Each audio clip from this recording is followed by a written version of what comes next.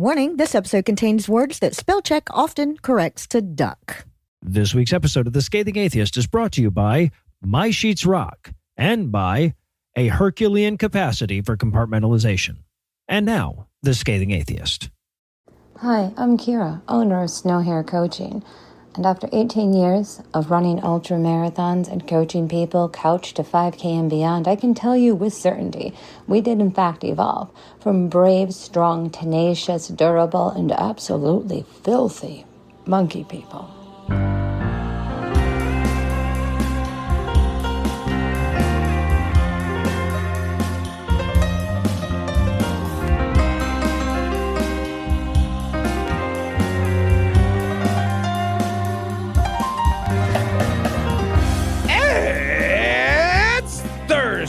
It's October 2nd. And it's Yom Kippur. I'll take your word for it, Cecil. I have no illusions. I'm Eli Bosnick. And I'm Cecil Something Italian. And from New Jersey, Chicago, and Waycross, Georgia, this is The Scathing Atheist. On this week's episode, atheists find ourselves the only terrorists without a magical hat. A representative who represents himself has only a fool for a client. And we'll swap Cecil out for a different obsessive Joe Rogan listener halfway through the show. But first, the diatribe.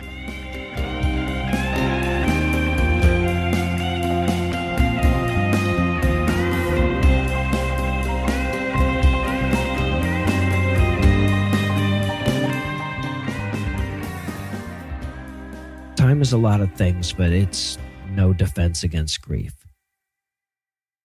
We say that it is because there's no defense, and by clinging to time, we can suppose that there's some relief that's always just around the chronological corner, but there's nothing there but more time. And in grief, time is as much your champion as your nemesis, because when it comes to shielding you, it's a flawless window. Right? You can see right through it, you can hear through it, you can even smell through it. You can recall the object of your grief in painstaking detail, unobscured by this ostensible defense. But when you try to reach through it, it turns to stone. As those of you who follow me on Facebook know, I lost my dad this week. He went in for what should have been a routine operation, but there's no such thing as a routine operation when you're 75 years old. Things got bad a couple weeks ago when my whole family rushed home to say goodbye. They took him off life support on Friday afternoon, and he died in a morphine-induced stupor a couple of days later with my mom at his side.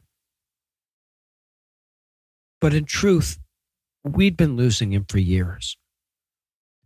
Alzheimer's had been chipping away at him, whittling him down to his core essence. And as hard as that's been, it's been downright inspiring to see what that core essence was. Even when he lost his memories, he kept his sense of humor. Even as he lost his vocabulary, he stayed gregarious. And even when he didn't really know who I was, he treated me like his son. If you've ever lost somebody to dementia, you know that it's hard to figure out when you're supposed to start grieving them. It's the cruelty of Alzheimer's that you can miss somebody that you're having a conversation with. You can mourn somebody who's still in your arms. And in a sense, it's a relief to see him released from the worst parts of that, the inevitable parts that are always so marked by fear and confusion. Now, my dad, of course, was a Christian. He went to his grave believing in a heaven everlasting. And a lot of my family agrees. And I don't begrudge them that. Everybody's entitled to grieve in their own way and to steward his memory however they see fit. But in times like this, I'm kind of happy that I don't have a heaven to put him in. Right? I mean, like if I could decide to actually put the spiritual essence of my dad into an eternal paradise where I could go visit him after I died, I obviously would. But I don't get to make that decision. All I get to decide is where I'm going to put his memory. And I don't know because I've never really believed in an afterlife, but I feel like that's dangerous, believing in something like that, right? Because how much allegiance do you owe to a memory if that memory is in heaven? If at some point in the future I realized that I hadn't thought about him for a week or a month or even a fucking year, how guilty would I feel if I assumed that he'd spent the whole time hanging out with Jimi Hendrix and John Lennon at the blowjob fountain? How easy would it be to just tuck him away in an imaginary paradise and wash my hands of any obligation to remember him, to keep him alive in this world? See, from a secular perspective, me and the other people clinging to memories are all that's left of him. If we don't carry that memory forward, that light goes out altogether. And I suppose you could call that a burden if you wanted to, but that's not how I see it. We're talking about the person who gave me my love for words, my passion for justice, and my model for productive rage. I talked in my first book. My first book opens with how I modeled my diatribes on his harmless and hilarious road rage. And the way I've always known if I did a good job when I wrote a diatribe is that when I listen back to the final edit, I'll hear an echo of my dad's voice. I'm not carrying a burden. I'm carrying a legacy. So let the religious lock the people they grieve in some gilded oubliette. I don't have one of those, and I don't want one. As an atheist, I don't have a heaven to offer him. All I have is my heart. So I'll have to make room for him there. They're talking about your Jesus. We interrupt this broadcast and bring you a special news bulletin. Joining me for headlines tonight are the curly and waffled to my crinkle cut Eli Bosnick and Cecil Cicerello. Fellas, are you ready to desperately shift to funny after a fucking eulogy diatribe? I told you to let me do a clown horn in the background so the transition was easier. You only have yourself to blame, no illusions. This show is essentially America's eulogy, so it's not much of a tone shift. No, I guess they're all Yes. eulogies at this point. But in an effort to make it a little less awkward regardless, we're going to buffer the headlines with a word from this week's sponsor, My Sheets Rock. I don't want pumpkin in a ravioli.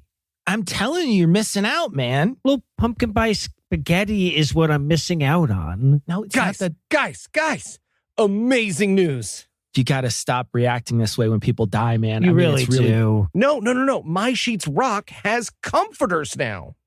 Wait, what's My Sheets Rock? My Sheets Rock created the regulator sheets, which are designed specifically to keep hot sleepers cool and cold sleepers comfortable. You bet your butt they did. And now you can also pair your sheets with their newest addition, the Regulator Comforter, which is made from the same breathable fabric. With great thermal regulation, the comforter will keep you comfortable all night long. That sounds amazing, but have you actually tried it? I sure have. I've been a My Sheets Rock customer since they sent us a pair when they first became a sponsor. So you know I had to grab a comforter when they started selling them. Now I sleep above and below a perfectly soft, moisture-wicking cloud. But what if I don't want to take your word for it? Don't just take my word for it. Over 3,000 people have given My Sheets Rock a 5-star review. And with a 90-day risk-free trial plus free shipping and returns, it's easy to see why. Check out My Sheets Rock at mysheetsrock.com/scathing and enter our code SCATHING for 10% off and free shipping. That's mysheetsrock.com/scathing, code SCATHING. All right. Thanks, Eli. Hey, would you try pumpkin ravioli? Like the pie? Thank you. You guys don't know what you're missing as brown butter sauce, sage.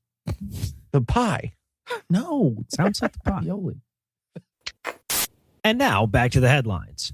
In our lead story tonight, it turns out that we're terrorists, which honestly explains a lot about my experience with airport security. But according to a presidential memorandum from September 25th titled Countering Domestic Terrorism and Organized Political Violence, pointing out that Trump is a fascist is terrorism. Huh. And in its effort to broadly redefine terrorists to mean people who are politically inconvenient for Donald Trump, the memo explicitly lists being anti-Christian as a warning sign of terrorism. I mean, we have been warning people about terrorism for years, and that is on us. Yeah. That's on us. No, we have. But who's going to tell us to stand back and stand by? Right? though? Great question. I'm waiting Probably for that. Soros, but yeah. Seth Andrews. So that, well, he does say that to me all the time. Yeah. He does. Yeah. Yeah, it's true. Now, the crux of the memo is that saying anti-Trump stuff leads people like Charlie Kirk's killer to political violence. Ergo, saying anti-Trump stuff is a form of political violence. Right? It's basically a 2,000-word attempt to paint all liberal and democratic groups as responsible for the acts of left-wing political violence while not tying conservative groups to the far more prevalent incidents of right-wing political violence. Yeah. Do you think if we tell them that the only reason we condemn them is because they're doing bad stuff, they'll come like back around to knowing they're the bad guys again? How deep can this go? I don't think that. But okay, No. And now there isn't a word in this memo that shouldn't scare the fuck out of you, including the signature. But the part that's garnering the most attention in the atheist community is a sentence where the memo delineates a few red flags you can use to determine if a group is a terrorist organization. Quote, common threads animating this violent conduct include anti-Americanism, anti-capitalism, and anti-Christianity, support for the overthrow of the United States government, extremism on migration, race, and gender, and hostility towards those who hold traditional American views on family, religion, and morality, end quote. Or anything that wasn't outlined in Project 2025. Really? Yeah. Yeah. Probably worth emphasizing here that according to the Fox News crowd, being anti-American means taking down Confederate statues. Being anti-capitalist means getting all bent out of shape when somebody suggests genociding the homeless. And being anti-Christian means having insufficiently reverent coffee cups in December. Right. Also, extremism on migration, race, and gender means displaying a pride flag and opposing concentration camps, and hostility towards those who hold traditional American views on family, religion, and morality counts as every goddamn word ever spoken on this fucking podcast. No kidding. Exactly. And if the FBI is listening, just a quick reminder, he's the scathing atheist. I'm just a lovable sidekick guy. I'm not even in the title. I'm not even in the title. I'm going to wish everyone happy holidays so fucking hard this year. It's going to be ridiculous. Right. Probably at a concentration camp, but still. Yeah. I mean, I exactly. still do it. We'll have a good laugh. Yeah. No, it'll be fun. It'll be fun. And you know what? We won't have any Christmas shit on our cups. So yeah. That's true, yeah. Or cups. Right, that too, yeah. Right. Will we have a fire barrel to warm our hands at least? I hope. Those will be the cups, yeah. So, okay, so they're redirecting the FBI Joint Terrorism Task Force now to focus on organizations that oppose Trump's policies, as well as, and Trump's comments on the memo dripped with references to this, those who fund said organizations. So he's going after Democratic mega donors. And based on his fucking rambling nonsense speech to a gathering of very confused and bored U.S. generals, he's ready to employ the military in that effort as well. So fucking, I donate on Patreon with caution, I guess. Or while you still can, everybody. Too, exactly. Yeah. Right. And George Soros, if you're looking for a shell podcast to hide some money, hit us up. I'm just saying. It's true. We'll work with you. And in Find the Smoking Gun news, over the weekend, there was another mass shooting in the United States. I know, typical Sunday afternoon, but this one happened at a church, specifically a Mormon church in Michigan. A 40-year-old man from Burton, Michigan, who gives a fuck what his name was, rammed his vehicle into the LDS church in Grand Blanc Township, Michigan, during a Sunday service. He opened fire with an assault rifle. He set the building on fire, perhaps with some improvised explosive devices, because some of those were found at the scene. The shooter killed 4 people, and he injured 8 in the attack. And he will remain a leftist until proven non-existent by the right-wing media. Yeah. Damn it. You have to imagine the right wing's going, okay, guys, we're really selling this, the left is the violent side, really hard right now. So if our side could just not do a political violence for like at least the next 3 days. No, God damn it. Fuck. Bubba. They get the big broom and they sweep him under the rug as quick as they can. Right. This rug is full. Full rug. Lumpy ass rug we got here. A lot. The response from the president came pretty quickly before we knew a lot about the shooter. It read, quote, "This appears to be yet another targeted attack on Christians in the United States of America. The Trump administration will keep the public posted, as we always do." Except on Epstein-related stuff. Yeah. Yeah, except on that. Continuing the quote, "In the meantime, pray for the victims and their families. This epidemic of violence in our country must end immediately," end quote. He sent this out as a brief reprieve from the AI-generated videos of racist depictions of senators and medbed conspiracies. Right? Yeah. If only there were some way to control the guns. You know what? Leave it with me. I'm going to cook on this. I feel like. Good luck. Well, then, to paraphrase Jimmy Kimmel, MAGA crowd spent all weekend trying to convince everyone the shooter wasn't one of them. Great. Now we'll never be on Disney Plus. Cecil. Nope.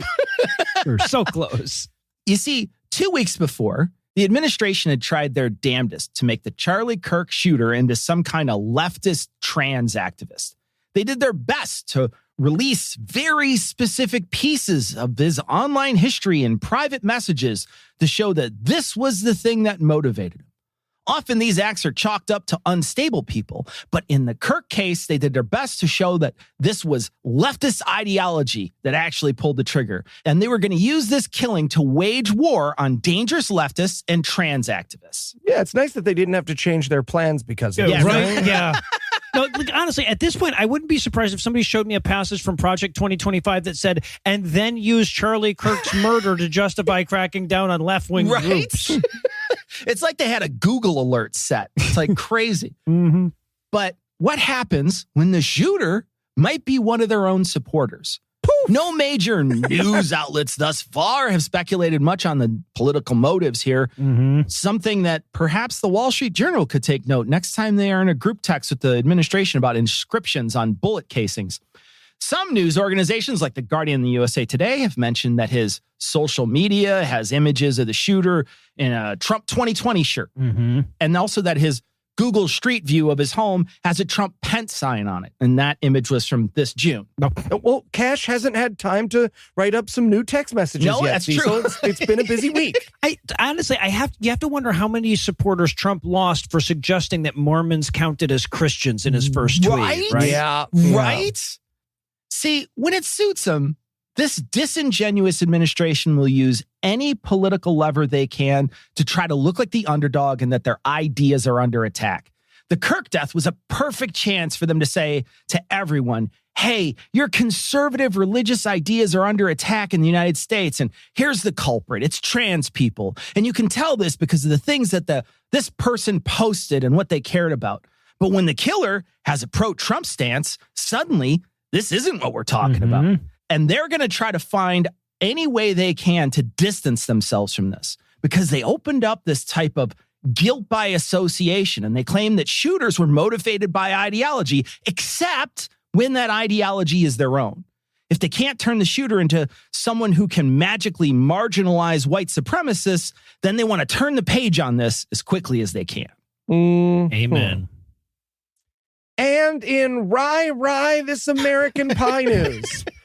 Podcast listener, in unprecedented and horrifying times like these, it's important to find the silver linings. Things like family, friends, and the nonstop failure and embarrassment of Oklahoma's Superintendent Ryan Walters. Or should I say, former superintendent. Yes. Because after once again losing ever so losily once again last week, he has announced he is resigning from his position to join an anti-union teaching association. So we're going to talk about it. He's so bad at education, he's somehow graduating to something worse. That's insane, man. Yeah, right. I want to be clear that he wasn't pushed out for constantly breaking the law and deliberately miseducating Oklahoma students, although that is what he was doing. He left voluntarily because he wasn't succeeding at doing that. Not getting enough wins. It's just tough.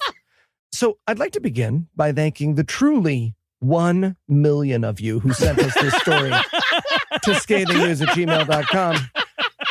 Look, we appreciate all the folks who sent us atheist news to ScathingNews@gmail.com, but when our listenership rises up in our inbox in joyous jubilation as they did at this news, that is reward unto itself. ScathingNews@gmail.com. Yeah, look, so sometimes you got to read through every email looking for the right story, but then sometimes 600 emails have the same subject line, and you're like, okay, well, this one, whatever it is.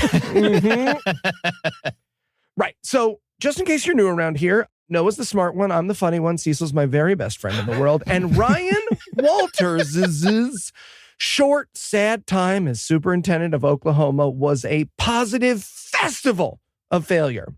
First, he tried to buy Trump Bibles for every school classroom in the state and failed. Then he tried to give all the teachers a My Little Fascism loyalty test that never happened. Then, most importantly, he accidentally showed 70s Bush to an office full of people who were there to yell at him for being an idiot. And then finally, he got told by the Supreme Court of the state that he wasn't allowed to change the social studies curriculum when school boards weren't looking. And he personally drew fig leaves on all the sexual organs in every state anatomy book. I mean, look, couldn't uphold the standards of education that we expect here in Oklahoma is about as damning a critique as you can get. Yeah, really is. And so, thanks to that wildly inexhaustive list of his failures this week, he announced that he's taking the balls he got out in his office and going home, telling Fox News, where he made the announcement, quote, "I'm excited to announce I'll be stepping down as Oklahoma State Superintendent and taking the role of CEO of the Teacher Freedom Alliance. We are going to destroy the teachers' unions." Yikes. Sounds like a lot of freedom. Yeah. Jesus. "We have seen the teachers' unions use money and power to corrupt our schools, to undermine our schools. We are one of the biggest grassroots organizations in the country. We will build an army of teachers to defeat the teachers' union once and for all.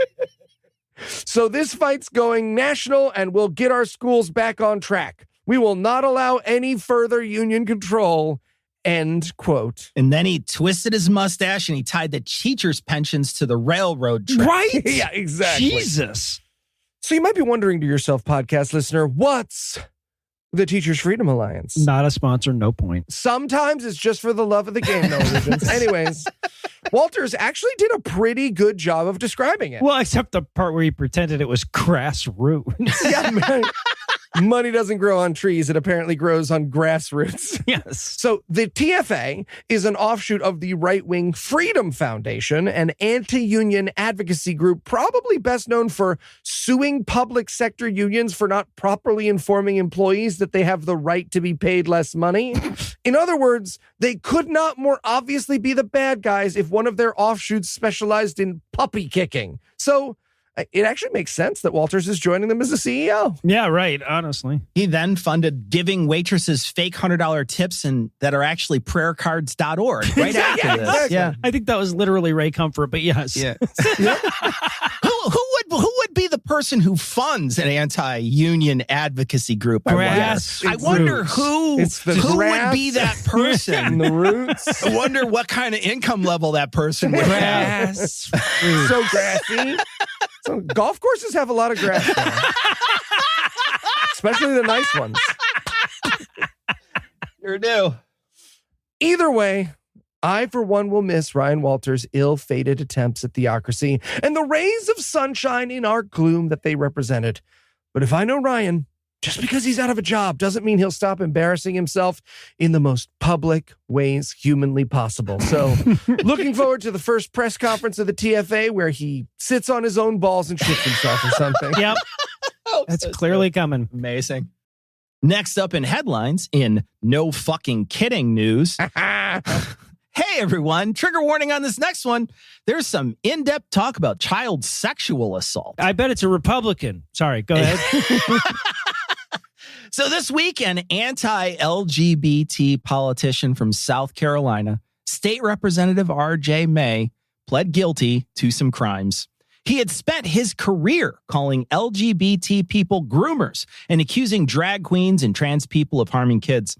Turns out R.J. was distributing child sex abuse material. These images included some where adults were sexually abusing 7-year-olds.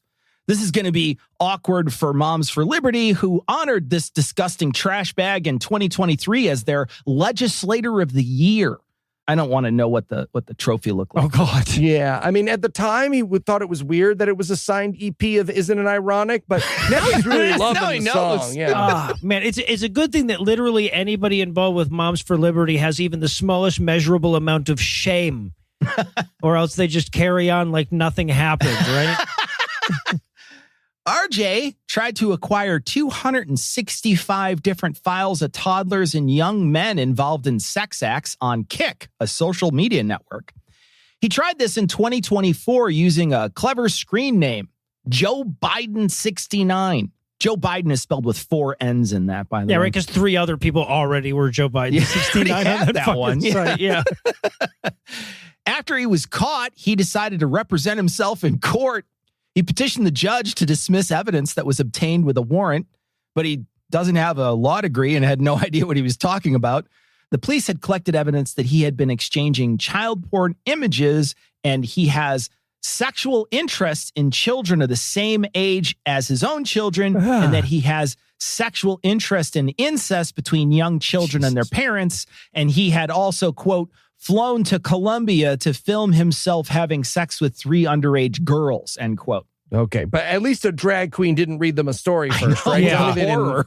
Right. Yeah. It turns out a lot of his accusations were evidenced by like having seen that guy at the Wednesday mixers. I guess we should have caught this sooner.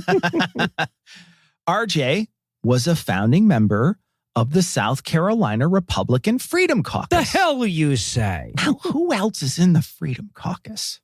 Oh, Jim Jordan, Paul Gosar, and Lauren Boebert. Ooh, spot the pattern, everybody. Can you spot the pattern? He was reelected in South Carolina 3 months after there was an FBI raid on his home to recover electronic devices. He was elected with 68% of the vote. Last year, during a debate on trans care for minors in the South Carolina House, May said, quote, "We as legislators have an obligation to ensure that our children have no harm done to them," end quote. Dibs. Oh, Jesus Christ. Maybe his next job will be as prison projectionist. There you go. On Twitter, a still active tweet by May responds to Elon Musk. Musk says removing child exploitation is priority number 1. Please reply in comments if you see anything that Twitter needs to address, to which May responds, quote, "Wonder if this includes exposing children to drag shows or pushing sex changes on toddlers," end quote. Also, please list anything else we might be going after and how people get away with it. Yeah.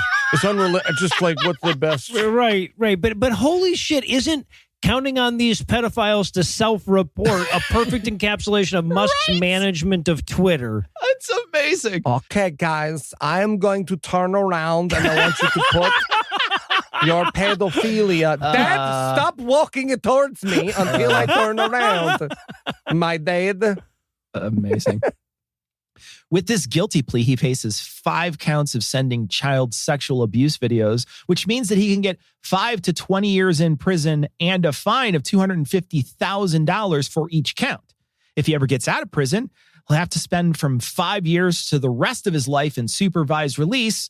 He'd also have to be registered as a sex offender, and in South Carolina, as a felon, he would not be able to vote or hold office. But still might be able to run for president. Yes, he will, yeah. I may even win.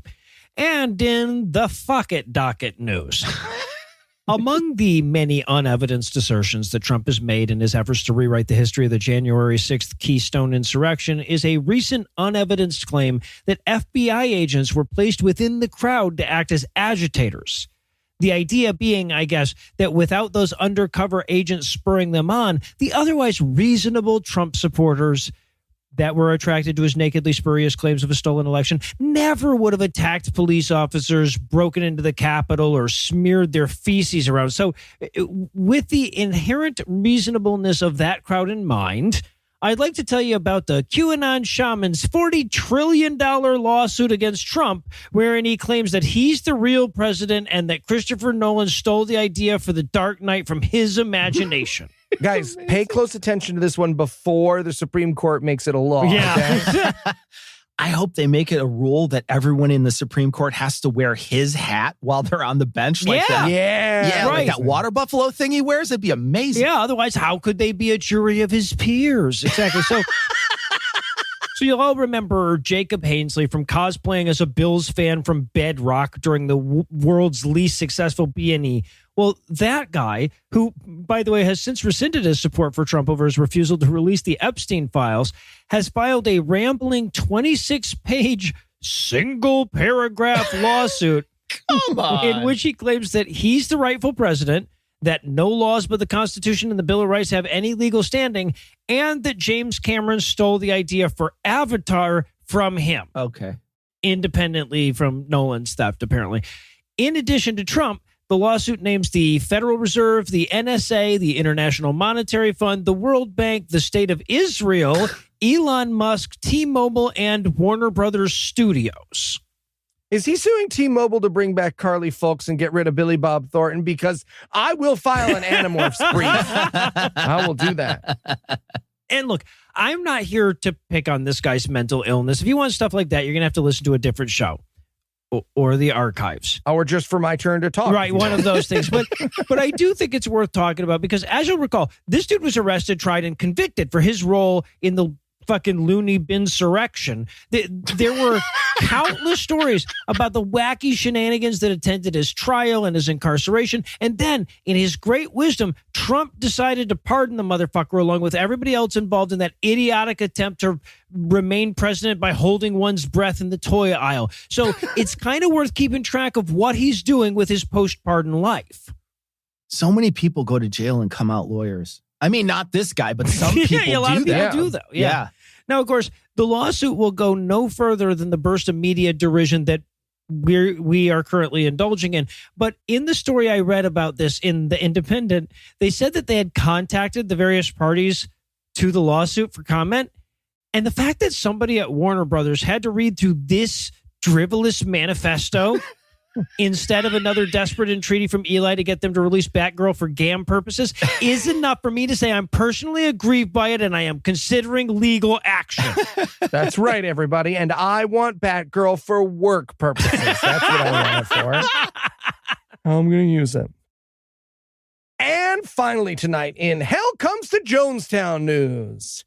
If you ever find yourself awash in despair at the state of the world, I want to encourage you to look to Alex Jones, a multimillionaire at the top of his power with hundreds of thousands of fans and a broadcast empire who is now broke to the tune of the GDP of several sovereign nations and, as of this week, sporting a Hitler mustache. Yeah. So we're going to talk about it. Yeah, his upper lip's really wide, though, so it kind of looks like a carpet sample under there. It does. It's very strange looking. Thank you, Cecil. Look, a Hitler mustache doesn't work for anybody, but even if Hitler hadn't already ruined it, it wouldn't work for him. Wouldn't at all. Absolutely. Exception, of course, is Michael Jordan, who can do anything you want. Well, yeah, that's true. Now, before you get mad at Alex Jones, he's wearing the look as a test. Oh. That's right, podcast listener. You judged Alex Jones too quickly. No, you didn't. Jones said his new look is a, quote, social experiment to show how people look on the surface of things instead of what the actual policies are. God, what a total coward. Do the Hitler mustache and blackface while pulling the skin of your eyes back. Oh, my God. That's what you need to do. Right. If you're going to go, fucking go. Amen. No flinching. Yes. No flinching. He continues, quote, being a white guy that has German features, classical German features, and with a Hitler mustache, and it was interesting. I could tell you that it had a wild effect on women. I thought they were about to start throwing their panties at me. But they weren't. And they didn't know why. They were looking at me. And because most modern women, even young ones, don't really even know what Hitler is. In the back of their head, they know what it is. So they got a guy with, kind of Lex Luthor meets Adolf Hitler looks, blue eyes. What? And they just didn't know what to do. They're like melting. No. End exact quote. No. Okay. German features? Yes, classical. In that he looks like an unidentified dumpling? Yeah. Is that what we're saying? Pierogi-esque. Yeah. Or maybe they're referring to his schnitzel-like complexion. Yeah, possible. Look, when a woman is staring at you terrified, talking into her phone at 911, she's not melting, Right, okay? yes. She's not melting. She's shrinking away. I think I see how you mistook there's a the one difference. for the other. A very big difference. If she's crying, that counts as getting wet. Oh, God. You're the one who made an assumption. But what does Alex Jones think of Adolf Hitler? I'm so glad you asked, because he would like to share his opinion. And yes, it is bad. Quote, I've never supported Hitler, and I oppose all forms of totalitarian systems. I don't think Hitler is the worst totalitarian in history, but he's right up there in the top 3 or 4, end quote. Or 4? What's your top 5? It's amazing. I like that they've switched from fascist to totalitarian because fascist hits too close to home for them. Yeah. No, it's like when Joe Rogan had to stop calling the other guys mainstream media. Yeah. Right? Yeah. Yeah. So it turns out that owing grieving parents a couple $1 billion is not amazing for your brain. That, or maybe the ladies are creaming their jeans for Alex's new look. We'll see how the experiment works out and report back. All right. So with all due apologies for closing on the thought of women creaming their jeans for Alex Jones, we're going to wrap the headlines up. Eli, Cecil, thanks as always, and sometimes respectively. Jumanji. And when we come back, we're going to swap Cecil out for a younger model. Ooh. A younger, smarter, and better looking model. Amazing. Well, I don't know about better looking. Take that.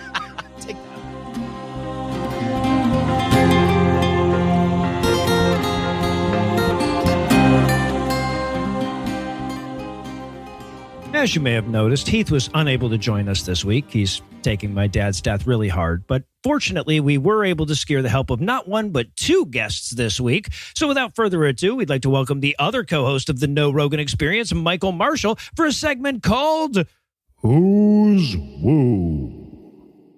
Marsh, welcome back. Oh, thank you so much. I always like to be back here to tell you about some of the worst people in pseudoscience history. So yeah, always an absolute pleasure. Yeah, we couldn't have Marsh and Cecil on the same episode. Otherwise, this would officially count as a crossover episode. So we had to separate them out via segments of the show. Oh, yeah. We'd have released it as a bonus episode. Yeah, yeah, exactly. Yeah. So what do you got for us today?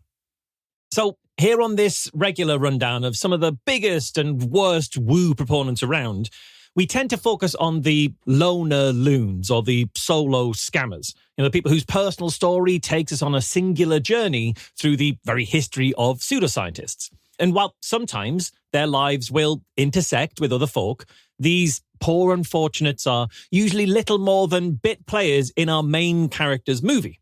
However, this time I'm going to break that mold a little bit, because this week our Who's Woo features a pair whose lives and lies are inextricably linked. And so we couldn't cover one without covering the other.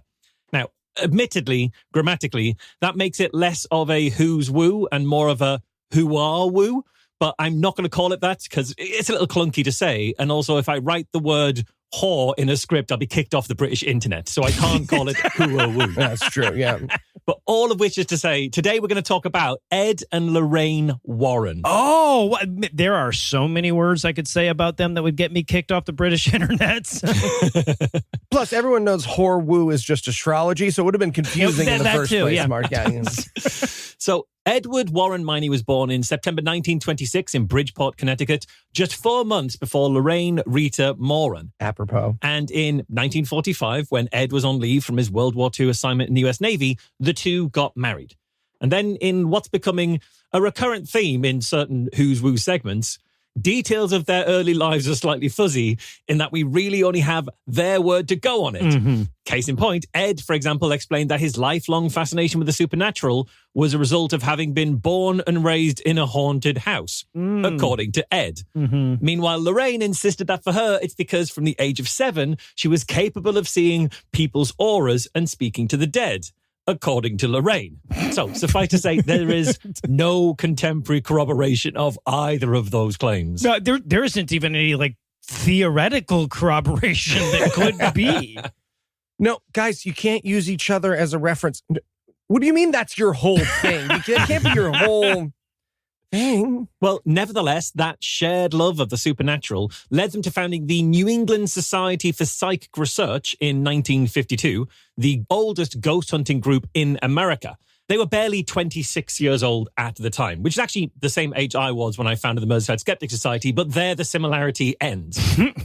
By this time, Ed was describing himself as a self-taught demonologist, presumably because that's the only possible type of demonologist. I see a gap in the university system. Oh, there you go. And meanwhile, Lorraine claimed to be a light trance medium, claiming that she could go into a semi-trance-like state to communicate with the dead while retaining all memory of what she'd said and done. And all I'll point out here is that's a far easier gig to keep up if you're really bad at pretending to be in a trance. Mm-hmm. Well, when Ed and Lorraine were first married, she'd pretend to be in a full trance, but now she just pretends enough for Ed to finish. You know what I'm saying? It's just... And by the way, that can't be bothered to even do the whole scam thing. Going to be a bit of a theme going forward with these folks. It sure is. So from these simple origins, many highly questionable legends would be born, the first of which came in 1970, when the NESPR, their group, was contacted by a 28-year-old student nurse named Donna from Hartford, Connecticut, who felt absolutely sure that her Raggedy Ann doll, named Annabelle, was haunted. Okay, not the biggest bullshit claim that needs to be dealt with, but her Raggedy Ann doll was named Raggedy fucking Ann. That's the whole point. It's not Annabelle. So according to Donna, or at least according to what the Warrens say that Donna said, Annabelle could move by herself and had violent intent in doing so. So, for example, Donna had a roommate called Angie, who had a fiancé called Lou. What was Lou's surname? Go fuck yourself. But Annabelle, we're told, disliked Lou, the fiancé of Angie, who was the roommate of Donna, who was the one who gave Annabelle to Ed and Lorraine, who were the ones telling this story. You don't know. They're from Canada. Yeah.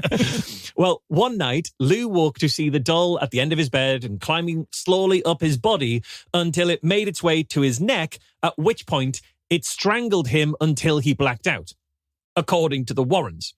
But the next morning, he checked his neck for any marks, and there were none, which shows that this was definitely supernatural. I want to point out that even their lie is most easily explained as a bad dream. That's amazing. Yeah. By the way, podcast listener, if you're surprised to find out that Annabelle is a Raggedy Ann doll and not the scary one you've seen in the movies, it's because the real Annabelle is objectively hilarious looking, and all her movies become comedies if you picture her in them. Okay. Yeah. Podcast listener, Eli put a picture of the real Annabelle in our notes, and she appears to be in a timeout box made of tarot cards, a crucifix, and a sign that says, "Warning, positively do not." Yes. That's it. Yes. The end. End of sign. Yes. Still ever willing to lend a helping hand when it comes to indulging someone's paranoia in a way that might lead to publicity, Ed and Lorraine took Annabelle off Donna's hands and surmised that, actually, the doll was indeed possessed by an actual demon. That self-taught demonology training clearly coming in very handy for that assessment. And in the Warrens' possession for decades, Annabelle would continue to show her malicious streak. So years later, there's one young man visiting their occult museum made fun of Annabelle pulling silly faces at this demonic doll. But then on the way home, he lost control of his motorbike, hitting a tree and dying on impact. And the name of that young man? Don't worry about it. Albert We'll never find out. Don't worry about it. Also, Annabelle once stabbed a homicide detective. And his name and any identifying information isn't important, actually, when you think about it. Never would have happened if she was an Addie Walker doll, okay? There's no way. Just Teddy Ruxpin, yeah.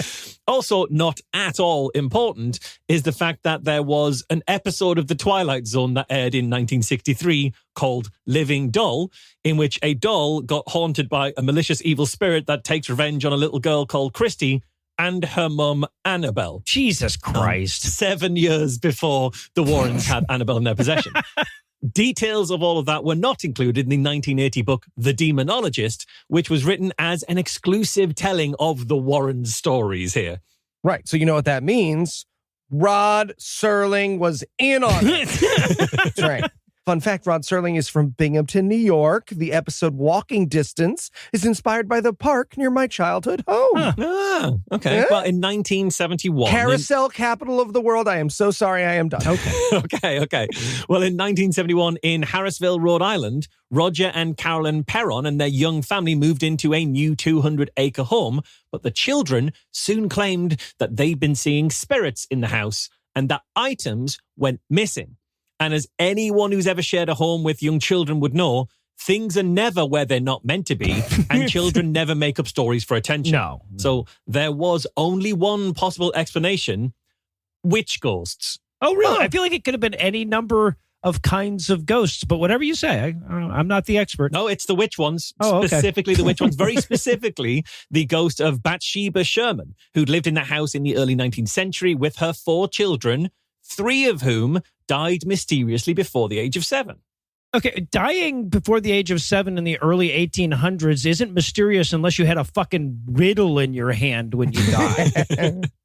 So Bathsheba's tragedy seemed suspicious to her superstitious community, and they labeled her a Satanist who sacrificed her own children with a knitting needle, although there was no evidence to convict her when this went to court. Yeah, and it's obviously fake. I've never known anyone who does anything with a knitting needle that doesn't tell everyone they know about it right away. So, yeah, it doesn't make any sense. So a friend of Carolyn's in the house contacted Ed and Lorraine Warren, and they turned up to the house to investigate, with Lorraine confidently asserting that the haunting was indeed a dark presence named Bathsheba, who had indeed sacrificed her children to Lucifer before hanging herself and cursing anyone who'd move into that property. And we know that has to be true, that has to be the case, because how else would Lorraine Warren have been able to know about the lady who lived in the house, whose story was at least enough of a local scandal to end up in an unsuccessful criminal case against her, and therefore presumably a matter of public record? She walks in and like, the spirits are also telling me that you have a lien against the property for unpaid work by the JLS Construction Company in 2021, and the estimated value is $340,000. Okay, I'm confused about what Bathsheba's goal was here. So she gives Lucifer 4 kids, but then the benefits were so meage that she committed suicide. It feels like she didn't review the contract. Right? Well, but she only killed 3 of her kids, so maybe that was the issue. Maybe that 4th kid was like, oh, for fuck's sake, I've sacrificed the wrong one. This one's a nightmare. I've done this the wrong one. You never know. You never know. Well, speaking to the Providence Journal in 2013, to coincide with the release of The Conjuring, the Hollywood movie based on the Warrens' account of what took place in this house, on which Lorraine served as a consultant on the movie, Lorraine explained that her biggest concern, actually, about the Harrisville haunting wasn't so much the dead witch and the spooky events, but the family's lack of religious faith. Oh, really? She said, at that particular time, the people did not have religion. It was very dangerous. You know how hard it is to sell people my bullshit without an underlying set of shared delusions? I was in the motherfucking woods with these assholes, okay? Well, I will admit that most atheists are scarier than fucking Raggedy Ann dolls and childhood imaginations. Yeah. So there's that. So Lorraine also explained that while in one of her light trances in the house, she saw, quote, the most grotesque thing she'd ever seen in her life, unquote, which she managed to dispel by shouting at it to go away in the name of God, which is further evidence of her psychic gifts because nobody else could see anything there at the time. Yeah, it was the lineup for the Riyadh Comedy Festival. You're right. So from then on, if something spooky happened in the broadly New England-ish region, the Warrens were going to be there to validate it. In 1975, George and Kathy Lutz moved into a new house on the south shore of Long Island, New York, in a suburban neighborhood called Amityville. Less than a year earlier, that house had been the scene of a multiple murder, with Ronnie DeFeo killing a young family in their sleep. And that was something the Lutzes were aware of when they bought the house. Yeah, it's something they were both aware of and willing to profit from. Yes, yeah, absolutely. And within days of moving in, the Lutz family claimed that they started to notice odd phenomena. So there were odors that came and went, and the house would make sounds in the middle of the night, and doors were ripped from their hinges. Also, sometimes it was chilly. Plus, there were a few occasions when, Lutz claimed, he saw his wife physically transformed into an old woman with the face, hair, and wrinkles of a 90-year-old, which to me feels like something you mention ahead of the temperature if you're going to make a list of weird occurrences. Bury in the lead. Well, but that list feels like the first time he ever said it, the person he was talking to just kept saying, okay, but old house in New England. And he got desperate at the end. And my wife turned 90. My wife looks terrible. Because of the haunting? Yeah. Absolutely. 100% that. So one night, according to Lutz, he heard his children's beds slamming up and down on the floor above him. But he couldn't get up to help because he felt pinned down by an unseen force that definitely wasn't just sleep paralysis that happens sometimes when you're sleeping. Also, his wife was levitating and moving across the bed. And so with all of that, the family left the house the next morning, just 28 days after they first moved in. And then the very next day, a removal man arrived to move their furniture out of the house. And he saw nothing at all paranormal, actually. Weird. Sorry, ghost. My missus already looks like a 90-year-old woman. She does. But seriously, the bed is going to be extra because got to pivot it. So a month later than that, Ed and Lorraine turned up to investigate the Amityville house, along with a film crew from the television station Channel 5 New York. And unsurprisingly, their conclusion was that this really was the work of malevolent spirits, despite the fact that other investigators, including apparently one prominent vampirologist, concluded that this whole story was just a hoax. And there was a litany of evidence that disproved the account given by the Lutzes. And that was an account, it's worth pointing out, to which they'd sold the book and movie rights already. And they were soon touring TV talk shows in order to promote that account. And for their part, the Warrens didn't fail to get a taste because their fleeting involvement with the Amityville story got adapted into The Conjuring 2 in 2016 by Hollywood. For those keeping track, we're now 2 movies in and nobody conjured a fucking thing. Pick a different title. Right. Yeah.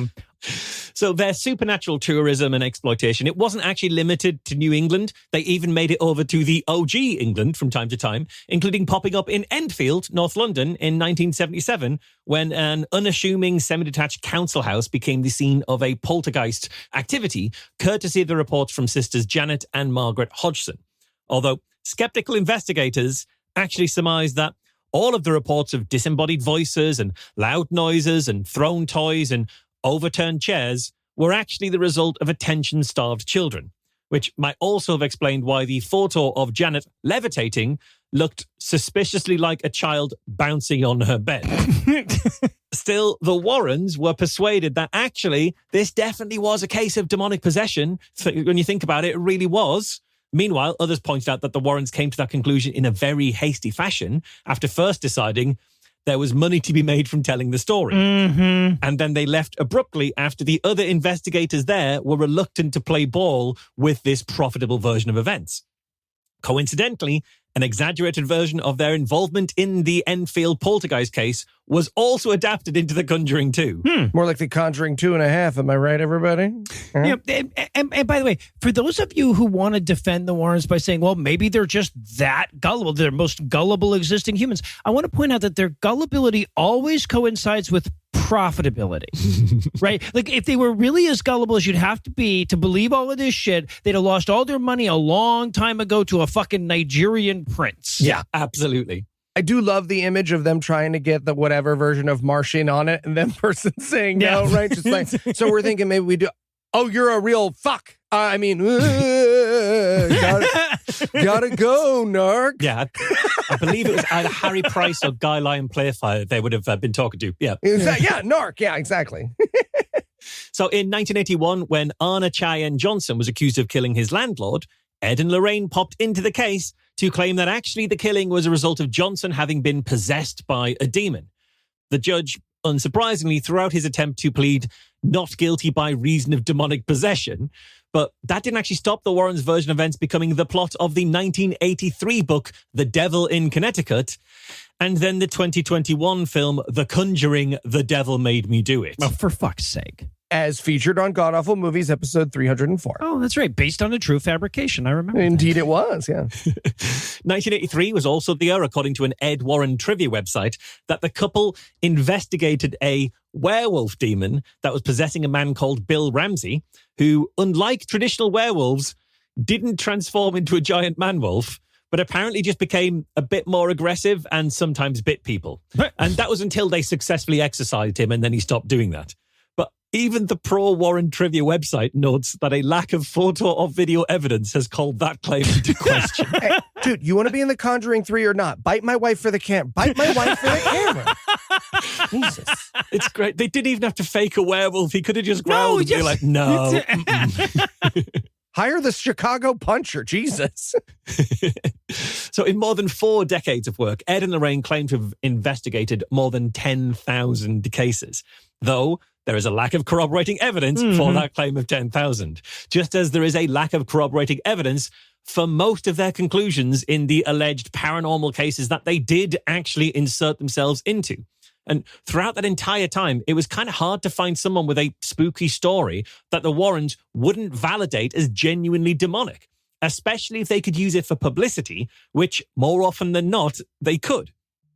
Ed died in 2006 and Lorraine died in 2019, but their place in paranormal history and myth-making has been well and truly cemented.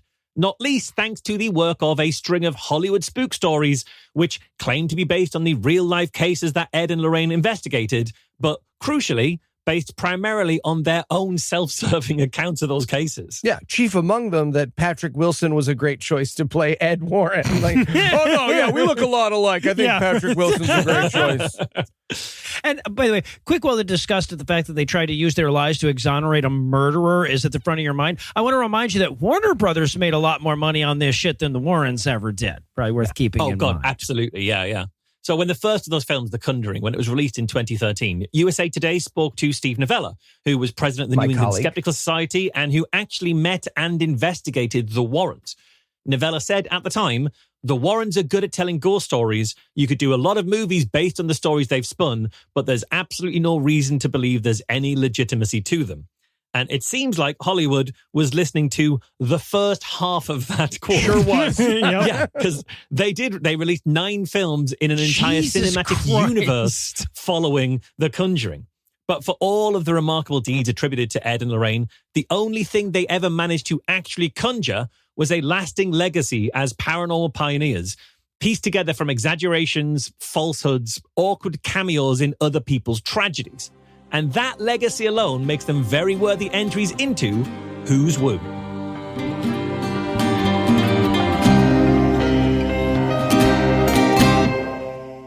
Before we wrap things up tonight, I want to sincerely thank all the people who have reached out to offer their condolences. So many people have reached out to me with some version of, you helped me when I was grieving, so now I want to repay the favor. I've never felt better about what I do for a living, even as I've never felt worse. But most specifically, I want to thank Heath and Eli. I know I do that every week, but when things went south for my dad, there was never any question that they were going to take care of everything and that I could go there and be there as long as I needed to be. So thank you guys for that. I also want to thank Cecil and Marsh for helping out this week.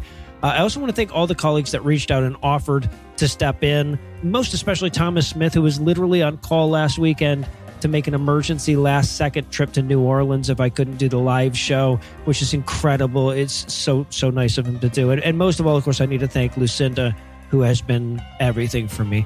Anyway, after all that, it would seem kind of crass to plug the other shows and the Patreon and stuff, but rest assured, dear patrons, that I'm well aware of how big the backlog of people who need thanked by name is at this point, and I promise to compliment you enthusiastically when I'm in a more complimentary mood. You wouldn't want me to do it now anyway. So with quick thanks to Tim Robertson, who handles our social media, and Morgan Clark, who takes care of all the audio stuff and wrote the music, we're going to call this an episode. If you have questions, comments, or death threats, you'll find all the contact info on the contact page at ScathingAtheist.com.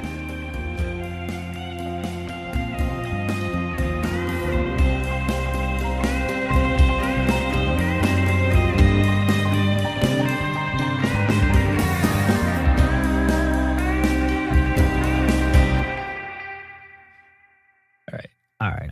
I'm good to roll right into headlines if you guys are. Yes, I am too. It's actually kind of nice here, so I don't have to stop and desperately run my air conditioner. You gotta get your fancy. Yeah, I do. But now that it's October, I'm not going to desperately need it again for like 11 months, or well, not 5, like 6 months, I guess, or whatever it'll be. But yeah, so I probably won't get it until then. But yeah, I'll warn you about the bad thing about it is you're constantly going to turn around and go, "Oh, it's not on. Fuck, it's on." What is it? I got the Medea air conditioner, the one that the window slides halfway into. Oh, and it's okay. So quiet. And I asked Morgan, I was like, "Hey, man, like I'm going to be like recording right next to this thing." And he was like, "Look at this." And it's quieter than the fan I was running in my old office. Nice. And I was wow. "Oh, all right." That's awesome, man. Yeah. right on. Yeah. No, I'm going to get me one. But of course, Eli tells me about that in like mid-September, right after the 4 months of brutal I fucking like to let you heat, make it Yeah, through August. sure. No, while I appreciate that. do an yeah. especially long, narration on D&D minus a 10. Don't want you spoiled. Listeners, you don't know this, but when Heath's doing the outro on Skepticrat, like I've got my mic muted and I'm running my AC. So gone. No Illusions is so to say No Illusions does not participate in that part of the program is not an overstatement. Well, this time of year I will, but yeah. All right, here we go. When I tell you, Morgan, that he was making 9/11 jokes before the record, I mean 9/11 jokes that we can't have on our show. They right? can't even put on. Yeah, exactly. All right. Headlines B. Which I just want to point out, because I know Eli didn't think about when he wrote the ad and everything, but the fact that you have to stop reacting to this way when people die thing right after we're talking about my dad. Like, Right that's after your fucking dead funny, dad's- right? Like, that's It's pretty really funny. It's really pretty funny. It's- When we were delivering it, I was considering ad-libbing like no, this isn't about Noah's dad. Yeah. And then I was like, Oh, no. let's let Noah take the Noah lead on leads, this though. one. Yeah, right. Yeah. I'm no Michael Marshall just throwing out dead dad jokes left and right. Jesus. He totally did. That's Just amazing. wait. Like Wow. Noah got on the line What and a he was like, dick. who's got a dad? Raise your God. hand. Oh, man, can't wait till I get cancer. That's going to be awesome. All right. Sound like my prayers.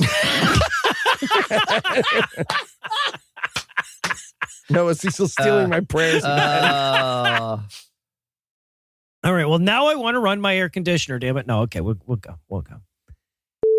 This content is CAN credentialed, which means you can report instances of harassment, abuse, or other harm at their hotline at 617-249-4255 or on their website at creatoraccountabilitynetwork.org. The preceding podcast was a production of Puzzle and a Thunderstorm LLC, copyright 2025, all rights reserved.